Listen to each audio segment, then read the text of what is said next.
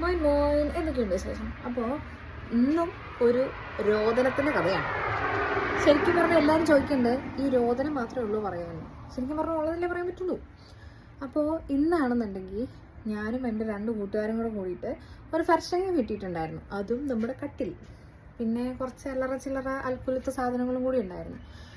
ഞങ്ങളിവിടെ ഒരു 3/4 മണിക്കൂർ ഇരുന്നിട്ട് ഒരു ബസ്സിന് ഇവിടെ വന്നിറങ്ങി. അപ്പോഴത്തേനും ട്രാൻസ്പോർട്ട് വിളിച്ചിട്ടുണ്ടായിരുന്ന ചേട്ടൻ വന്നു.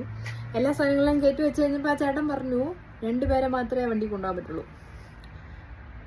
അപ്പോൾ ഒരു ഫർഷങ്ങനും കൂടി എടുക്കാനുള്ളത് കൊണ്ട് തന്നെ കരുത്തന്മാരായ 2 ആൺപിള്ളേരെ മാത്രം അയാൾ കയറ്റി എന്നോട് ബസ്സിന് വെക്കണം.